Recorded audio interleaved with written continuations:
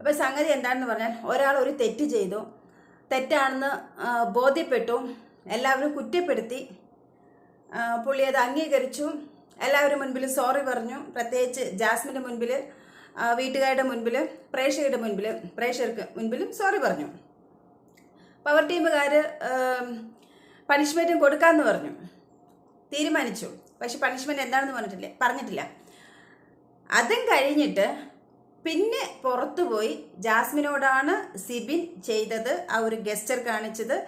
സംഭവം ഒരു നടുവിരൽ കാണിച്ചു. മോശമായ പ്രവൃത്തി, വളരെ മോശമായ പ്രവൃത്തി ഈ ഒരു പബ്ലിക് പ്ലാറ്റ്ഫോമിൽ ഇത്രയും കോടിക്കണക്കിന് പ്രേക്ഷകർ കാണുന്നതിൽ കാണിക്കാൻ പാടില്ല എന്നുള്ളത് ആ ഒരു കോപം അതിൽ കാണിച്ചു. പക്ഷെ കയ്യിൽ നിന്ന് പോയി കഴിഞ്ഞിട്ട് പിന്നെ അതിന് ഉള്ള പ്രതിവിധികൾ എന്താണ് അതിനപ്പുറത്തോട്ടുള്ളത് അത് നോക്കാനല്ലേ പറ്റുള്ളൂ, അല്ലാതെ തല്ലിക്കൊല്ലാനൊന്നും പറ്റില്ലല്ലോ. സോ മനസ്സറിഞ്ഞ് സോറി പറയുകയാണെന്നാണ് പറഞ്ഞിട്ട് പോയത്. സോ അതും കഴിഞ്ഞ് ബാത്റൂമിൻ്റെ അവിടെ പോയി ജാസ്മിനും ഗബ്രിയും കൂടി സംസാരിക്കുന്നുണ്ട്. ഗബ്രി പറഞ്ഞത് നീ ആ സോറി അക്സെപ്റ്റ് ചെയ്യരുത്. എന്താ കഥ മനസ്സിലായില്ല? ഇവിടെ വേറെ കുതന്ത്രമേനയാണോ?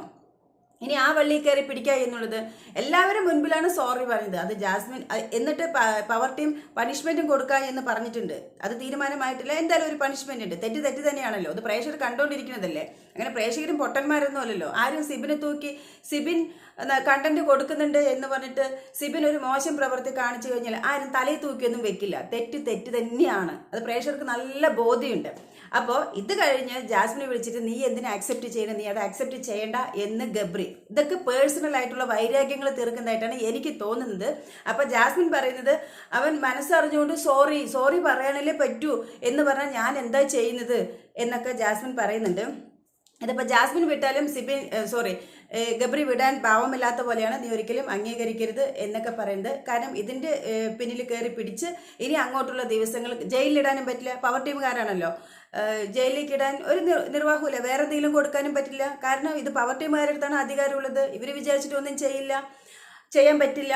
സോ അപ്പോൾ അടുത്തത് സാറ്റർഡേ സൺഡേയിൽ ലാലേട്ടൻ്റെ അടുത്ത് അത് പറയാ എന്നുള്ളതായിരിക്കും. പക്ഷെ ഒരു സോറി പറഞ്ഞ കാര്യത്തിൽ വീണ്ടും അത് കുത്തിപ്പോക്കുന്നതിൽ എന്തർത്ഥമാണുള്ളത് എന്നുള്ളതാണ്. ഒരു പണിഷ്മെൻറ്റും കൊടുക്കുന്നുണ്ട്. അങ്ങനെയെങ്കിൽ ഈ വീട്ടിൽ ഈ 30-40 ദിവസത്തിൽ നടന്ന കാര്യങ്ങളെല്ലാം കുത്തിപ്പോയി കഴിഞ്ഞാൽ പ്രേക്ഷകർ മടുത്ത് വെറുത്ത് ഓടിപ്പോകും.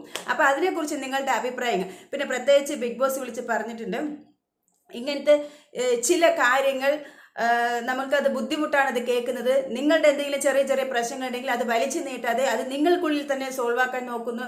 ബിഗ് ബോസ് കുറച്ച് മുൻപേ അനൗൺസ് ചെയ്തേ ഉള്ളൂ. എല്ലാവരും കൂടെ ചേർത്തിരുത്തി പറഞ്ഞു കഴിഞ്ഞതേ ഉള്ളൂ. അതിനുശേഷമാണ് പോയിട്ട് നീ ഇത് ആക്സെപ്റ്റ് ചെയ്യരുത്, ഇത് തൂങ്ങിപ്പിടിക്കുക, വള്ളിയെ കയറി പിടിക്കുക എന്നൊക്കെ ഗബ്രി പറയുന്നത്.